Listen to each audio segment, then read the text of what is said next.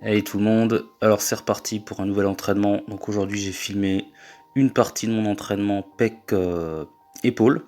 Donc le push sans les bras, comme je l'ai indiqué la dernière fois. Donc on commence avec des dips. J'ai fait 3 séries de 10 reps aux anneaux avec 20 kg de lest. Donc 3 séries que j'ai filmées d'ailleurs pour cette fois. J'ai pas filmé toutes les séries de chaque exercice, hein, sinon ce serait trop long et ça n'apporterait pas grand chose.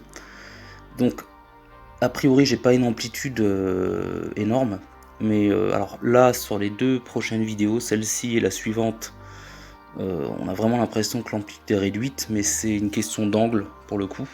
Mais effectivement j'ai une amplitude à peu près à la parallèle, ce que je pourrais un petit peu améliorer, mais ce qui changerait pas énormément. En tout cas la tension appliquée est là. Et voilà, donc là c'est des dips classiques et pas des Bulgarian dips comme je pouvais faire avant. Tout simplement parce que plus facile de surcharger sur cet exercice. Donc voilà, là c'est passé relativement facilement, sachant que j'en avais pas fait depuis plus d'une semaine. Voilà pour cet exercice, pour commencer un exercice polyarticulaire assez lourd. J'ai pas beaucoup le choix des exercices étant donné que je suis chez moi avec un nombre de poids limité. Ensuite du fly press incliné, donc un mix entre de l'écarté et du développé. Donc on est quand même plus sur une variante écartée. Alors ce qu'il faut savoir c'est que j'ai pas assez de charge pour faire un développé, et un écarté ce serait beaucoup trop violent, c'est beaucoup trop rude pour les articulations. Là avec le fly press on a un hybride en fait, c'est à dire que j'écarte à fond et j'essaie de pas tendre totalement les bras. Donc j'ai quand même un bon étirement du pec, ce qui me permet une bonne tension appliquée sur ce muscle. Donc déjà après ces 2 exercices, mes pecs sont déjà assez rincés. Ensuite on passe sur un développé debout à la kettlebell. Donc un exercice que je n'avais jamais fait.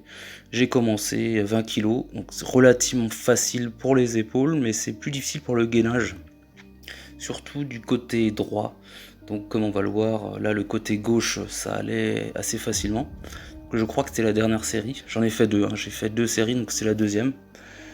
Là c'est plus dur parce que j'ai plus de mal simplement à gainer, et puis j'ai le cardio qui est déjà un petit peu... Enfin l'effort de la série d'avant impacte un petit peu la série d'après quoi, de l'autre côté. Ensuite après cet exercice, donc exercice épaules. Alors les épaules c'est plutôt un point fort chez moi, et les développés verticaux sont pas nécessaires dans une programmation dans le but de prendre du muscle. En général l'avant d'épaule est souvent en avance, mais bon j'avais envie d'en faire.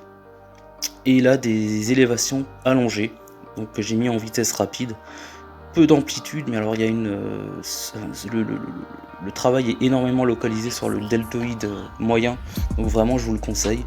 Et en plus ça permet de bien appliquer une bonne tension sans mettre très lourd. De toute façon ce serait dangereux pour le coup. Et on finit avec un rappel dos. Je fais du rowing à un bras tout simplement. Donc là j'ai fait 3 séries de 10, de 11, 12 à 38 kg en dead stop, c'est à dire que je pose l'haltère en bas. Donc je fais cet exercice en fin de séance pec pour faire un petit rappel, sachant que j'ai pas en ce moment 2 séances pull. Ça me fait plus de volume de dos dans la semaine. Voilà. Donc très dur, hein. J'étais vraiment assez loin dans l'effort pour le coup. Et ça fait du bien. Voilà, je vous laisse avec la fin de la série, et puis à la prochaine pour un nouvel entraînement.